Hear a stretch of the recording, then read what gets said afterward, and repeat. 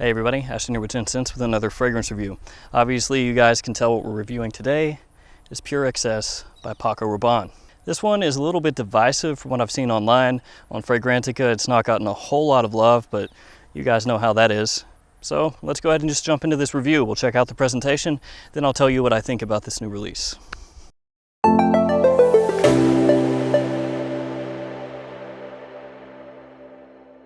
Alright, let's check out this presentation. The box has a really nice velvety feel. It's the same as Dolce & Gabbana Intenso, if you felt that box or if you own that fragrance. You have the name of the fragrance here, name of the house, size and concentration at the bottom. There's nothing doing on the sides or the top. On the back you have a little bit of information. And on the bottom, the batch code is actually punched into the box here. A little bit of that white has been scraped away, but the barcode is actually punched in right there. It's hard to see, but it's there. All right, let's go ahead and check out this presentation. The gradient on this bottle looks fantastic. It looks great. You have the name of the fragrance here. Now, the cap is similar to all the other XS fragrances in Paco Rabanne's line. Opens up like a Zippo. It can be kind of a pain to spray this sometimes, but the atomizer works well. And then on the inside of the cap, not sure if you can pick that out, there's the Paco Rabanne insignia. It's the same way that Chanel and Dior do the inside of their caps. It's done right there. Then on the bottom, you have your typical information, and your batch code is engraved right there. That is the presentation for Paco Rabanne Pure Excess. In my opinion, it's a fantastic presentation. Pure Excess opens up with a fresh ginger and a good amount of sweetness right off the top. It's really aromatic and you get this sweetened balsamic myrrh really early on. And this does have a little bit of that Black XS DNA. So if you're aware of Paco Rabanne's Black XS, not the original XS, not Black XS Lexus, the original Black XS, then you'll know what I'm talking about.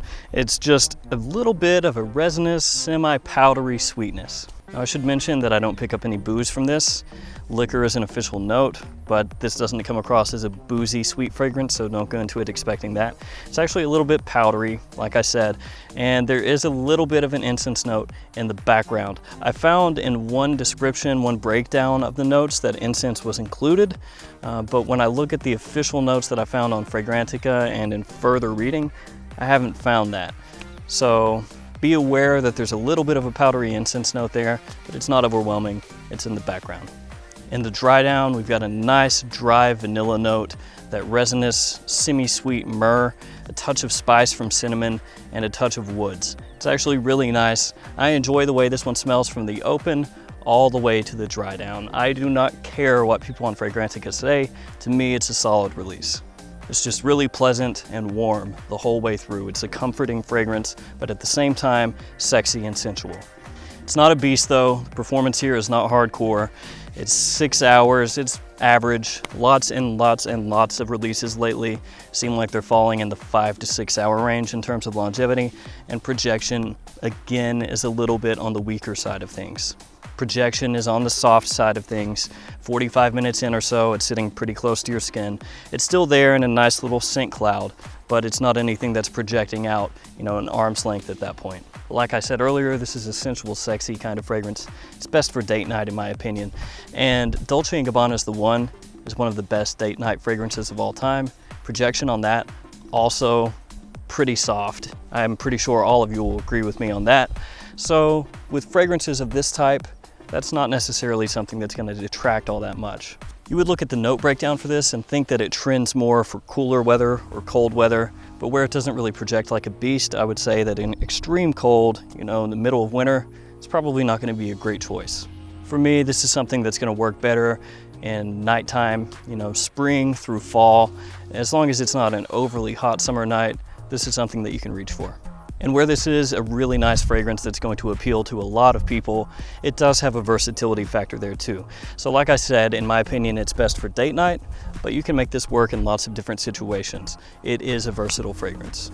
I think that versatility extends to the age range as well. It's not something that screams out you have to be young or you have to be middle-aged to wear. I think that this can work for a wide range of ages. As long as you like fragrances on the sweeter side of things with the vanilla and the myrrh, as long as you don't mind a powdery type fragrance, then I think this is something that would work for you. All right guys, that's my take on Paco Rabanne Pure XS. I do like this fragrance, and I'm glad that this one is a little bit different, because it seems like at least 1 out of every 2 releases now is trying to be the next Dior Sauvage. So yeah, I'm just glad this one is not trying to do that. If you smelled this one, let me know what you think about it. As always, thank you for watching. Like, comment, subscribe. I'll see you guys next time.